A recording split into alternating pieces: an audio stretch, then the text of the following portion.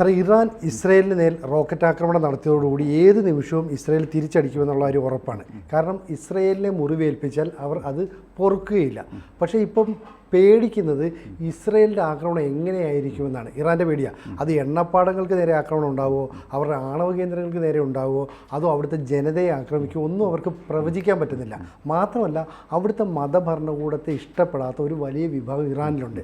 അവർക്ക് ഇസ്രയേൽ സ്വാതന്ത്ര്യം നേടിക്കൊടുക്കുമെന്ന് പോലും സംശയിക്കുന്നു. എങ്ങനെ നമുക്കൊന്ന് വിലയിരുത്താൻ പറ്റും? ഓക്കെ, അപ്പോൾ ഇസ്രായേൽ ആക്രമിക്കും, അതിൽ സംശയമൊന്നുമില്ല. ആക്രമിക്കുമെന്ന് നെതന്യാഹു തന്നെ പറഞ്ഞു. നെതന്യാഹു പറഞ്ഞത് they have committed a great mistake and they will have to pay price for that. അതിൻ്റെ വില നൽകേണ്ടി വരും എന്ന് പറഞ്ഞു. ഇപ്പോൾ വേറെ ആൾക്കാർ പറയുന്ന പോലെയല്ല ഇസ്രായേലിൻ്റെ നേതാക്കന്മാർ പറയുന്നത്. അവരെന്തെങ്കിലും പറഞ്ഞു കഴിഞ്ഞാൽ ചെയ്തിരിക്കുക. I mean what I say and I say what I mean, ആ രീതിയിലാണ് അവർ പ്രൊസീഡ് ചെയ്യുന്നത്. അപ്പോൾ അവർ ആക്രമിക്കും എന്ന് പറഞ്ഞാൽ ആക്രമിക്കും, സംശയമൊന്നുമില്ല. പിന്നെ ആക്രമണത്തിൽ എന്തെല്ലാം ഇൻക്ലൂഡഡ് ആകും എന്നുള്ളതും നമുക്കൊന്ന് പരിഗണിക്കാം. പക്ഷേ എന്തൊക്കെ അവർ ചെയ്യും എന്നുള്ളത് മാത്രമല്ല, എന്ത് ഇസ്രായേൽ ചെയ്യില്ല എന്നുള്ളതും ഇമ്പോർട്ടൻ്റ് ആണ്. എന്ത് ചെയ്യില്ല എന്നുള്ളത് ആണ് അതിൽ വളരെ പ്രധാനപ്പെട്ട ഒരു കാര്യം. അതായത് ഇപ്പോൾ ഇറാൻ ഇസ്രായേലിനെ ആക്രമിച്ചെന്ന് വെച്ച് കഴിഞ്ഞാൽ ആരെ അറ്റാക്ക് ചെയ്യണമെന്ന് അവർക്ക് തന്നെ പിടിയില്ല. ഇവിടുന്ന് റോക്കറ്റ് പോകണമെന്ന് മാത്രമേ ഉള്ളൂ. എവിടെ ചെന്ന് കൊള്ളണേ അതിനെപ്പറ്റിയൊന്നും പ്രത്യേകിച്ച് ഒരു ഐഡിയ അവർക്കില്ല. അത് റോക്കറ്റിൻ്റെ ഇഷ്ടവും മനസ്സാക്ഷിയനുസരിച്ചാണ് പോണേ. അപ്പോൾ ആർക്കും കൊള്ളാം, ആ രീതിയിലായിരിക്കും. പക്ഷേ ഇസ്രായേലിൻ്റെ കേസിൽ ഒരു കാര്യം അവർ ചെയ്യില്ല എന്ന് ഉറപ്പുള്ളൊരു കാര്യമുണ്ട്. ഈ ഇറാൻ ആക്രമിക്കുന്ന പോലെ ആയിരിക്കില്ല. അവർ ഈ സിവിലിയൻ കേന്ദ്രങ്ങളിൽ ഒരു ആക്രമണവും നടത്തില്ല. അപ്പോൾ സിവിലിയൻ കേന്ദ്രങ്ങളിൽ ആക്രമണം നടത്താതിരിക്കുക എന്നുള്ളതൊരു മൊറാലിറ്റിയുടെ ഭാഗമാണ്. മാത്രവുമല്ല, ഈ നെതന്യാഹു പറയണത് ഇറാനും ഇസ്രായേലും ജനങ്ങളെ സംബന്ധിച്ചിടത്തോളം നല്ല സുഹൃത്തുക്കളാണ്. 1979 മുമ്പ് വളരെ ലോഹ്യത്തിൽ കഴിഞ്ഞിരുന്ന രണ്ട് രാജ്യങ്ങളാണ് ഇവർ. പിന്നെ ഈ മതഭരണം വന്നു കഴിഞ്ഞപ്പോഴാണ് ഇങ്ങനെ ഒരു വ്യത്യാസം വന്നത്. അതോടെ അവിടുത്തെ അവരുടെ സ്വാതന്ത്ര്യമൊക്കെ നഷ്ടപ്പെട്ടു, ജനങ്ങളുടെ സ്വാതന്ത്ര്യവും നഷ്ടപ്പെട്ടു. പിന്നെ അവിടെ എണ്ണ സമ്പത്തൊക്കെ നന്നായിട്ടുണ്ട്. എണ്ണ സമ്പത്ത് മുഴുവനും ഈ അണ്ടർഗ്രൗണ്ട് ടണൽ ഉണ്ടാക്കാനും എല്ലാ രാജ്യങ്ങളിലും ടണൽ ഉണ്ടാക്കാനും എല്ലാ രാജ്യങ്ങളിലും റോക്കറ്റ് ഉണ്ടാക്കാനുമായിട്ടാണ് അത് ചിലവഴിക്കുന്നത്. അല്ലാതെ വേറെ പണ്ട് കാലത്തെ പോലെ എന്തെങ്കിലും യൂസ്ഫുൾ ആയിട്ടുള്ള കാര്യങ്ങൾക്ക് ഉപയോഗപ്പെടുത്തുന്നില്ല. ഈ ലോകം മുഴുവനും പല രാജ്യങ്ങളിലും, ഇൻക്ലൂഡിങ് ഗൾഫിലെ മറ്റ് കൺട്രീസ്, ഇപ്പോൾ സൗദി അറേബ്യയൊക്കെ മുസ്ലിം കൺട്രി തന്നെയാണ്, അവിടെയും പോയി ആക്രമണം നടത്താണ്. അപ്പോൾ ഈ പൈസ ഉള്ളത് അതിനാണ് ചിലവഴിക്കുന്നത്. അപ്പോൾ അതുകൊണ്ട് ഇവർ ഈ ഭരണകൂടം വരുന്നതിന് മുമ്പ് ഇസ്രായേലും ഇറാനും നല്ല അടുത്ത സുഹൃത്തുക്കളായിരുന്നു. അവിടുത്തെ ആൾക്കാരും അതെ, അവിടുത്തെ ജനങ്ങളും അതെ, അവിടുത്തെ ഭരണാധികാരികളും അതെ. അത് ഇറാനിലെ ഷാ ഉണ്ടായിരുന്ന കാലത്ത് വളരെ അടുത്ത സൗഹൃദമായിരുന്നു ഇറാനായിട്ട്. അതാണ്. അപ്പോൾ ഈ നെതന്യാഹു പറയണത് അതേ സൗഹൃദം ഇനിയും ആകാം, അതിനൊരു തടസ്സമില്ല. ഈ ഭരണകൂടമാണ് പ്രശ്നം. അപ്പോൾ അതുകൊണ്ട് ഇസ്രായേൽ ഒരു കാരണവശാലും അവിടുത്തെ ജനങ്ങൾ വസിക്കുന്ന സ്ഥലത്ത് ആക്രമണം നടത്തില്ല, സിവിലിയൻ സൈറ്റ്സിൽ. പിന്നെ ഇസ്രായേലിന് അതുവഴി വേറൊരു ലക്ഷ്യം കൂടിയുണ്ട്.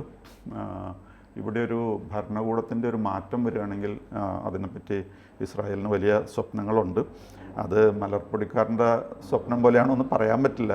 കാരണം എന്താണെന്ന് വെച്ച് കഴിഞ്ഞാൽ എത്ര ആൾക്കാർ ഗവൺമെൻറ്റിനെതിരായി കഴിഞ്ഞാലും ഈ മതഭരണകൂടത്തിൻ്റെ ആൾക്കാരെന്ന് പറഞ്ഞു കഴിഞ്ഞാൽ അവർക്ക് വളരെ വയലൻ്റ് ആകാനും അറ്റാക്ക് ചെയ്യാനൊക്കെ കഴിവുണ്ട്. മെഷീൻ ഗണ്ണും മറ്റതൊക്കെ ആയിട്ട് ആരെ വേണമെങ്കിലും ആക്രമിക്കാനുള്ള കഴിവുണ്ട്. അതുകൊണ്ട് കുറേ പേര് എതിരാണെന്ന് പറഞ്ഞു കഴിഞ്ഞാൽ അവരെയൊക്കെ അടിച്ചൊതുക്കാനും കൊന്നൊതുക്കാനും അവർക്ക് കഴിവുണ്ട്. അതാണ് പ്രശ്നം. എന്തായാലും ഇസ്രായേലിൻ്റെ അജണ്ടയിൽ ഒരു റെഷീം ചേഞ്ചും ഉണ്ട് എന്നുള്ളതൊരു യാഥാർത്ഥ്യമാണ്. അപ്പോൾ അതിൽ ചെയ്യാത്ത കാര്യം ഇതാണ്, they will not attack any civilian area. അത് വിട്ടേക്കാണ്. പിന്നെ നമുക്ക് നോക്കേണ്ടത് എന്തൊക്കെയാണ് അവർ ചെയ്യാൻ ഉദ്ദേശിക്കുന്നത് എന്നുള്ള കാര്യമാണ്. ചിലപ്പോൾ ന്യൂക്ലിയർ സൈറ്റ്സ് അവർ ലക്ഷ്യമിടാം. പക്ഷേ ന്യൂക്ലിയർ സൈറ്റിന് എന്തെങ്കിലും ചെയ്യണമെങ്കിൽ അമേരിക്കയുടെ സ്ട്രോങ് സപ്പോർട്ടോടു കൂടിയായിരിക്കും ചെയ്യുക. അമേരിക്കയുടെ സപ്പോർട്ടില്ലാതെ അവരെ കൊണ്ട് മാത്രം സാധിക്കുമെന്ന് തോന്നുന്നില്ല. അതായത് ഈ അവരുടെ ആണവ സംഭരണം അല്ലെങ്കിൽ ആണവായുധ നിർമ്മാണത്തെ ഒരിക്കലും ഇസ്രയേൽ പ്രോത്സാഹിപ്പിക്കുന്നില്ല, അമേരിക്കയ്ക്കും താല്പര്യമില്ല, യൂറോപ്യൻ രാജ്യങ്ങൾക്കും താല്പര്യമില്ല, ലോകത്തിന് മൊത്തം താല്പര്യമില്ല. അപ്പോൾ പണ്ട് ഇസ്രയേൽ ഈ ആണവ സംഭരണ കേന്ദ്രങ്ങളിലെ ആണവ നിർമ്മാണ മേഖലയിലേക്ക് ഒരു ആക്രമണം നടത്തിയിരുന്നല്ലോ. അന്നും അമേരിക്കയുടെ പിന്തുണ ഉണ്ടായിരുന്നില്ലേ? അന്ന് Israel did on its on, വേറെ സപ്പോർട്ടൊന്നും കൂടാതെ തന്നെ ചെയ്തത്. പക്ഷെ അന്ന് ഈ ഇന്നതൊക്കെയാണ് ഞങ്ങളുടെ ലക്ഷ്യം, ഇന്നോടത്തേക്ക് ഞങ്ങൾ ഈ മിസൈൽസ് എത്തിക്കാൻ ഞങ്ങൾക്ക് കഴിവുണ്ടെന്നുള്ളൊരു മെസ്സേജ് കൊടുക്കുക എന്നുള്ളത് മാത്രമേ ഉദ്ദേശമുണ്ടായിരുന്നു. ഇസ്രായേലിന്റെ ഉദ്ദേശം അതായിരുന്നു അല്ലേ? അവിടെ വേറെ ഈ സാധനങ്ങൾ പൊട്ടിത്തെറിക്കാൻ രീതിയിൽ അങ്ങനെ ചെയ്തില്ല. അപ്പോൾ ഇതിൽ അവർക്ക് ആക്രമിക്കുക എന്ന് പറഞ്ഞു കഴിഞ്ഞാൽ ഇത് 300 ഫീറ്റൊക്കെ താഴെയാണ് ഇതിൻ്റെ ഈ ആണവ കേന്ദ്രങ്ങൾ എന്നാണ് പറയുന്നത്. അപ്പോൾ അത് അടിക്കാനായിട്ട് അമേരിക്കയുടെയും കൂടി സപ്പോർട്ട് വേണം.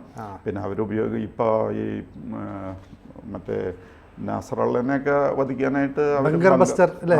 ബങ്കർ ബസ്റ്ററാണ് ഉപയോഗിച്ചത്. അപ്പോൾ അതൊക്കെ അമേരിക്കൻ സാധനങ്ങളാണ്. അപ്പോൾ എന്തായാലും ഇങ്ങനെ ഒരു കാര്യത്തെ പറ്റി അവർ ശ്രദ്ധിക്കണമെങ്കിൽ തീർച്ചയായിട്ടും അമേരിക്കൻ സപ്പോർട്ട് ഹോൾ ഹാർട്ടഡായിട്ട് വേണം. അമേരിക്ക പറയും നിങ്ങൾ ഫുൾ ഫ്ലെജ്ഡ് വാറിന് പോവുകയാണെങ്കിൽ ഞങ്ങൾ കൂടെ ഉണ്ടാവില്ല എന്നൊക്കെ ബൈഡൻ പറഞ്ഞിട്ടുണ്ട്. പക്ഷേ ഇവർ ഫുൾ ഫ്ലെജ്ഡ് വാറിന് പോയി കഴിഞ്ഞാൽ അവർ വന്ന് കൂടും. ഇസ്രായേലിനെ വിട്ടുകളയില്ല അവർ, അത് വേറെ കേസ്. പക്ഷേ ഇതിനൊന്നും പോകണ്ട എന്നൊക്കെയാണ് പറയുന്നത്. അപ്പോൾ അതാണ് ന്യൂക്ലിയർ സൈറ്റ്സിൻ്റെ കാര്യം. അപ്പോൾ ന്യൂക്ലിയർ സൈറ്റ്സ് എന്ന് പറഞ്ഞു കഴിഞ്ഞാൽ അമേരിക്കൻ സപ്പോർട്ട് കൂടി ഉണ്ടെങ്കിൽ അത് ചെയ്യാനായിട്ട് സാധിക്കുകയുള്ളൂ. കാരണം വലിയ പൊട്ടിത്തെറിയൊക്കെ ഉണ്ടാവും, വലിയ പൊട്ടിത്തെറിയും വലിയ വലിയ പ്രശ്നങ്ങളുണ്ടാവും. അമേരിക്കയുടെ സപ്പോർട്ട് വേണ്ടി വരുമായിരുന്നു. പിന്നെ വേറെ ഒരു കാര്യം ഷുവറായിട്ട് ചെയ്യുന്ന കാര്യം command and control centres of the revolutionary guards, അതായത് അതെ ഖമേനിയുടെ നേരെ കീഴിൽ വർക്ക് ചെയ്യുന്നതാണ് റവല്യൂഷണറി ഗാർഡ്സ്. പിന്നെ റെഗുലർ ആർമി വേറെ ഉണ്ട്. അപ്പോൾ ഇവരുടെയൊക്കെ കമാൻഡ് ആൻഡ് കൺട്രോൾ സെൻറ്റേഴ്സ് തീർച്ചയായിട്ടും ആക്രമിക്കും. അത് ഒരു സംശയമില്ല. അതിപ്പോൾ എന്തെല്ലാം കണ്ടീഷനായി കഴിഞ്ഞാലും അത് തകർക്കും. അതിനവർ ശ്രമിക്കാതിരിക്കില്ല. പിന്നെ വേറൊരു കാര്യം എന്താണെന്ന് വെച്ച് കഴിഞ്ഞാൽ അവരുടെ ലക്ഷ്യം വേറൊന്ന് ഒരു ബഫർ സോൺ ഈ ബിറ്റ്വീൻ ഇസ്രായേൽ ആൻഡ് ലബനോൺ വേണം എന്നുണ്ട്. അപ്പോൾ ഈ ഇസ്രായേലിൻ്റെ നോർത്തേൺ ഏരിയയിൽ ഈ ഹിസ്ബുള്ള സ്ഥിരം അറ്റാക്ക് നടത്തിക്കൊണ്ടിരിക്കുകയാണ്. അപ്പോൾ ഓൾമോസ്റ്റ് 100,000 ആൾക്കാരെ അവിടെ നിന്ന് മാറ്റി പാർപ്പിച്ചിട്ടുണ്ട്. കാരണം എന്താണെന്ന് വെച്ച് കഴിഞ്ഞാൽ ഇവരുടെ കയ്യിൽ റോക്കറ്റ് ഉണ്ട്, അതിങ്ങനെ വിട്ടുകൊണ്ടേയിരിക്കുകയാണ്. അപ്പോൾ ഹിസ്ബുള്ള വിചാരിച്ചത് കുഴപ്പമില്ല, ഇതങ്ങനെ വിട്ട് റോക്കറ്റായിട്ട് കളിക്കാമെന്നാണ് വിചാരിച്ചത്. പക്ഷേ ചാൻസ് വന്നു കഴിഞ്ഞപ്പോൾ ഇസ്രായേൽ അടിച്ച് നിരപ്പാക്കി ഈ നാസറള്ളനെ തന്നെ പറഞ്ഞയച്ചു. അപ്പോൾ അവരിപ്പോൾ ഉദ്ദേശിക്കുന്നത് ഈ ഇസ്രായേലിൻ്റെ നോർത്തേൺ സൈഡിൽ, അതേപോലെ ലബനോണിൻ്റെ സദേൺ സൈഡ്, ഇത് കൂടിച്ചേരുന്ന സ്ഥലമുണ്ടല്ലോ, ആ ഏരിയയിൽ കുറച്ച് സ്ഥലം ലബനോണിൻ്റെ ഒരു ബഫർ സോണായിട്ട് അവിടെ നിൽക്കും. അതായത് അവിടെ ഹെസ്ബുള്ള ഇല്ല, അതേപോലെ ഇസ്രായേലും ഇല്ല എന്നുള്ള രീതിയിൽ അവിടെ നിലനിർത്തും. അപ്പോൾ അവിടെ നിന്നുള്ള ഈ അറ്റാക്ക് നിൽക്കും. എന്നിട്ട് നോർത്തേൺ ഇസ്രായേലിൽ മുമ്പ് താമസിച്ചിരുന്ന ആൾക്കാർ അവിടെ തിരിച്ചു കൊണ്ടുവരും. അതായത് ആക്രമണം ഉണ്ടാവില്ല, ആക്രമണം നടത്താൻ കഴിവില്ല എന്നുള്ള രീതിയിൽ നട്ടെല്ല ഹിസ്ബുള്ളയുടെ ഓടിച്ചിട്ട് കൊണ്ടുവരുള്ളൂ. അപ്പോൾ അതാണ് അവരുടെ മറ്റൊരു ലക്ഷ്യം. ഈ ആക്രമണത്തിൻ്റെ ഭാഗമായിട്ട് ബഫർ സോൺ ഉണ്ടാക്കും. പിന്നെ ഇപ്പോൾ അവർക്ക് ഈ അറ്റാക്ക് ചെയ്യാനായിട്ടുള്ള എബിലിറ്റി ഇസ്രായേലിന് വളരെ കൂടിയിട്ടുണ്ട്. കാരണം ഹെസ്ബുള്ളനെയൊക്കെ ഒരുവിധം ആക്കിയിട്ടുണ്ട്, ഹമാസിനെ ആക്കിയിട്ടുണ്ട്.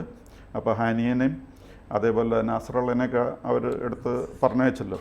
അപ്പോൾ അതേപോലെ വേണ്ടി വന്നാൽ ഇറാനിലും ചെന്നിട്ട് എന്തെങ്കിലുമൊക്കെ അറ്റകൈ പ്രയോഗിക്കാനായിട്ട് സാധിക്കും. ഇപ്പോൾ നാസറള്ളനെയും അതേപോലെ ഹാനിയനെയും ഏറ്റവും സുരക്ഷിതമായ സ്ഥലങ്ങളിൽ ഏറ്റവും ആഴമുള്ള കുഴിയിലിരുന്നാലും ഇവർ പിടിക്കുന്നുണ്ട്. അപ്പോൾ ആ രീതിയിൽ ഈ ആയത്തുള്ള അലി ഖമനൈനെ ഒന്നും ചെയ്യാത്തത് എന്താണെന്ന് വെച്ചാൽ അദ്ദേഹം ഒരു നേതാവാണ്, ഒരു രാജ്യത്തിൻ്റെ പരമോന്നത നേതാവാണ്. ആ റെസ്പെക്റ്റ് കൊടുത്തിട്ടാണ് ചെയ്യുന്നത്. പക്ഷേ ഈ ഓരോ ലെവൽ വിട്ടു പോകുമ്പോഴും കാര്യങ്ങൾക്ക് വ്യത്യാസം വരും. ഇപ്പോൾ നാസറള്ളനെ ഒന്നും ചെയ്യുന്നില്ലായിരുന്നു, because he was the leader of Hezbollah. ബാക്കിയുള്ള എല്ലാവരെയും വന്നിട്ട് നാസറള്ളനെ വിടായിരുന്നു. പക്ഷേ നാസറള്ളനെ തട്ടാനുള്ള കാരണം എന്താണെന്ന് വെച്ച് കഴിഞ്ഞാൽ 8800 റോക്കറ്റ്സ് ഇസ്രായേലിലേക്ക് വിട്ട് സ്ഥിരമായിട്ട് അവിടെ നോർത്തേൺ ഇസ്രായേലിൽ ജീവിക്കാൻ പറ്റാത്ത സാഹചര്യം വന്നു കഴിഞ്ഞപ്പോഴാണ് എങ്കിൽ പിന്നെ നാസറുള്ള നേതാവാണെങ്കിൽ അതവിടെ കയ്യിൽ വെച്ചൊക്കെ ഞങ്ങൾ കാണിച്ചു തരാം എന്നുള്ള രീതിയിലാണ് തെറ്റ്. അപ്പോൾ ഇപ്പോൾ ഇനി ഇറാനിൽ ഈ ആയത്തുള്ളയും ടാർഗറ്റ് ചെയ്യപ്പെട്ട അത്ഭുതപ്പെടാനില്ല. അദ്ദേഹം വലിയൊരു നേതാവാണെന്നുള്ള രീതിയിലൊന്നും ചെയ്യുന്നില്ല. പക്ഷേ ഈ കളി മുന്നോട്ട് പോയി കഴിഞ്ഞാൽ അതും സംഭവിച്ചുകൂടാതില്ല. അപ്പോൾ അതേസമയം ഇറാനും പറയുന്നുണ്ട് ഞങ്ങൾ ആയത്തുള്ളതിനെ ഈ നെതന്യാഹുവിനെ തട്ടുമെന്ന് അവരും പറയുന്നുണ്ട്. ഇപ്പോൾ ഇവിടെ ഈ ഇറാനിൽ ഒപ്പക് രാജ്യങ്ങളുടെ കൂട്ടത്തിൽ പറയുകയാണെങ്കിൽ ഈ എണ്ണ നിക്ഷേപമുള്ളത് മൂന്നാമത്തെ വലിയ രാജ്യമെന്നാണ് ഇറാൻ പറയുന്നത്. അപ്പം ഇസ്രയേൽ ഒരുപക്ഷെ ഈ എണ്ണപ്പാടങ്ങളെ ലക്ഷ്യമാക്കി റോക്കറ്റ് വിക്ഷേപണം നടത്തിക്കൂടാഴിയില്ല. അങ്ങനെയുണ്ടെങ്കിൽ അവരുടെ സാമ്പത്തിക നില കംപ്ലീറ്റ് തകർക്കാൻ അവർ ഉദ്ദേശിക്കുന്നുണ്ട്. അതായത് സാധാരണഗതിയിൽ അവർ എണ്ണപ്പാടം തകർക്കാൻ ഈ കൂട്ടത്തിൽ തന്നെ അവർ ഉദ്ദേശിക്കുന്നുണ്ട്. അവരുടെ ഉദ്ദേശങ്ങളിലൊന്നാണ് മറ്റ് പാശ്ചാത്യ രാജ്യങ്ങളെല്ലാം ഉപരോധം ഏർപ്പെടുത്തിയപ്പോൾ ഇറാനെ പിടിച്ചു നിർത്തിയത് ഈ എണ്ണയിലൂടെയായിരുന്നല്ലോ. അപ്പോൾ ആ സാമ്പത്തിക നിലയെ തകർക്കുക എന്നുള്ള എല്ലാവരും മര്യാദയാവുന്നത് കയ്യിൽ പൈസ ഇല്ലാതെ ആകുമ്പോഴാണ്. പിന്നെ വേറെ കുഴപ്പത്തിനൊന്നും പോകില്ല, 10 പൈസ ഉണ്ടാക്കാനോ ശ്രമിക്കുകയുള്ളൂ. അപ്പോൾ ഇറാനുള്ള ഈ ഏറ്റവും വലിയ വരുമാനം എന്ന് പറഞ്ഞാൽ എണ്ണയാണ്. ആ എണ്ണയ്ക്കെതിരെ സാങ്ഷൻസ് ഒക്കെ ഏർപ്പെടുത്തിയിരുന്നു, ഉപരോധം ഏർപ്പെടുത്തിയിരുന്നെങ്കിലും ചൈനയൊക്കെ അത് വാങ്ങിക്കുമായിരുന്നു, നമ്മുടെ ഇന്ത്യയും വാങ്ങിക്കുമായിരുന്നു, വേറെ കേസ്. അപ്പോൾ അതുകൊണ്ട് എണ്ണപ്പാടങ്ങളെ വേണ്ടി വന്നാൽ ലക്ഷ്യം വയ്ക്കും. പക്ഷേ എണ്ണപ്പാടങ്ങളെ ലക്ഷ്യം വെക്കുമ്പോൾ ഉള്ളൊരു പ്രശ്നം എന്താണെന്ന് വെച്ച് കഴിഞ്ഞാൽ എണ്ണവില ഉയരാൻ തുടങ്ങും. അപ്പോൾ ഈ ഇസ്രായേലിൻ്റെ സുഹൃത്ത് രാജ്യങ്ങൾക്കും അതൊരു പ്രയാസവും. അതുകൊണ്ട് രണ്ടാമതൊന്നും ആലോചിച്ചിട്ടേ ചെയ്യുള്ളൂ. അധികം ആക്രമണങ്ങൾ എന്തായാലും ആക്രമിക്കാതിരിക്കില്ല, അവിടെയും ആക്രമണം നടത്തും. പിന്നെ ഇറാൻ പറഞ്ഞിരിക്കുന്നത് എന്താണെന്ന് വെച്ച് കഴിഞ്ഞാൽ ഞങ്ങളുടെ എണ്ണപ്പാടങ്ങൾ ആക്രമിച്ചു കഴിഞ്ഞാൽ ഞങ്ങൾ കയറി ഗൾഫിലുള്ള എല്ലായിടത്തും ആക്രമിക്കുമെന്ന് പറഞ്ഞിരിക്കുന്നത്. സൗദി അറേബ്യയിലേക്ക് മിസൈൽ വിടും, ബാക്കിയുള്ള രാജ്യങ്ങളിലേക്കൊക്കെ മിസൈൽ വിടും. ലോകം മൊത്തം ഒരു വലിയ എല്ലാം നശിക്കട്ടെ എന്നുള്ള രീതിയിൽ. അപ്പം അതും കാരണം എണ്ണയമ്മ തൊടാന്ന് പറഞ്ഞു കഴിഞ്ഞാൽ അത് അണയ്ക്കാൻ പോലും പറ്റത്തില്ല. അത് തീ അണയ്ക്കാനും പറ്റില്ല. പിന്നെ ഇറാൻ്റെ മെയിൻ വരുമാനമാണ് അത്. അത് പോയി കഴിഞ്ഞാൽ ഇറാൻ പോയെന്നുള്ള മട്ടാണ്. അപ്പോൾ അതുകൊണ്ട് അവർ എന്ത് വില കൊടുത്തത് ചെറുക്കാനായിട്ട് ശ്രമിക്കും. പിന്നെ ഇപ്പോൾ വേറൊരു ചോദ്യം ഇതിനെപ്പറ്റി ചോദിക്കുന്നത്, ഇങ്ങനെ പ്രശ്നങ്ങളൊക്കെ ഉണ്ടായിക്കഴിഞ്ഞാൽ ലെബനണിലേക്കുള്ള ആക്രമണത്തിൽ വ്യത്യാസം വരുമെന്ന്. അത് വ്യത്യാസം പറ്റില്ല എന്നാണ് ഇസ്രായേൽ പറഞ്ഞിരിക്കുന്നത്. കാരണം അത് രണ്ടും രണ്ട് സെക്ഷനായിട്ടാണ് പോണത്, രണ്ട് ഡിപ്പാർട്ട്മെൻറ്റ്സാണ്. ഇറാനിലേക്ക് ആക്രമണം അത് വേറെ, ഇത് ഈ ലെബനോണിലേക്കുള്ള ആക്രമണം വേറെ. അവിടെ എന്താ നടക്കുന്നത് ഇറാനിലെന്നുള്ളത് ലെബനോൺ ആക്രമണത്തെ ബാധിക്കില്ല എന്നാണ് പറഞ്ഞിരിക്കുന്നത്. അപ്പോൾ ഇതൊക്കെയാണ് സാഹചര്യം. പിന്നെ അൾട്ടിമേറ്റ്ലി ഇപ്പോൾ ഇറാനും കൂടെ റഷ്യയും ചൈനയൊക്കെ വരുമെന്നൊരു സംശയമുണ്ട്. ഇസ്രായേലിൻ്റെ കൂടെ US എന്തായാലും ഉണ്ടാവും. അപ്പോൾ മറ്റവരും കൂടി കൂടിയ പ്രശ്നമാകുമെന്നൊക്കെ അങ്ങനെയും ഒരു. ഇപ്പം നേരത്തെ പുറത്തുനിന്ന ഒരു വാർത്ത, ഈ ഇറാനിലെ ചാരസംഘടനയുടെ നേതാവ് തന്നെ ഇസ്രായേലിൻ്റെ ഒരു ചാരനാണെന്ന് പറയുന്നത്. അപ്പോൾ ഇറാൻ്റെ ഓരോ സംഭവങ്ങളും ഇസ്രായേലിന് കൃത്യമായിട്ട് അറിയാം. അപ്പോൾ ആണവ സംഭരണ കേന്ദ്രങ്ങളിലെ ആണവ പരീക്ഷണം നടത്തുന്ന സ്ഥലങ്ങളൊക്കെ ഭൂമിക്കടിയിലാണെങ്കിൽ പോലും അത് എവിടെയാണെന്നതിൻ്റെ ഉൾപ്പെടെ രേഖകൾ അവരുടെ ഉണ്ടാവുമല്ലോ. അപ്പോൾ ഇത്തരത്തിലുള്ളൊരു പ്രശ്നമുള്ളതുകൊണ്ട് ഇറാൻ ഭയപ്പെടുന്നുണ്ട്. ഒപ്പം പിന്നെ അവിടുത്തെ ഈ മതരാജ്യത്തെ ഇല്ലാതാക്കാൻ ആഗ്രഹിക്കുന്ന സിവിലിയൻസ് ഉണ്ട്. അവരും ഈ പറഞ്ഞ യുദ്ധത്തെ സ്വാഗതം ചെയ്യാനുള്ള ഒരു സാധ്യത ഉള്ളതുകൊണ്ട് അല്ലേ, ഒരുപക്ഷെ ഇറാൻ ഇനി സ്വാതന്ത്ര്യം നേടിക്കൊടുത്തത് ഇസ്രായേലാണെന്ന് ചരിത്രം പറയേണ്ടി വരുന്ന അവസ്ഥയിലേക്ക് കാര്യങ്ങൾ നീങ്ങുക. അതൊക്കെയാണ് ഇസ്രായേൽ പ്രതീക്ഷിക്കുന്നത്, മറ്റു പലരും പ്രതീക്ഷിക്കുന്നത്. അപ്പോൾ എന്ത് സംഭവിക്കുന്നുള്ള രീതി നമുക്ക് കാത്തിരിക്കാം. കൂടുതൽ വാർത്തകളും വിശേഷങ്ങളും നിങ്ങളിലേക്ക് എത്താൻ ABC മലയാളം സബ്സ്ക്രൈബ് ചെയ്യുക, ബെൽ ബട്ടണും അമർത്തുക.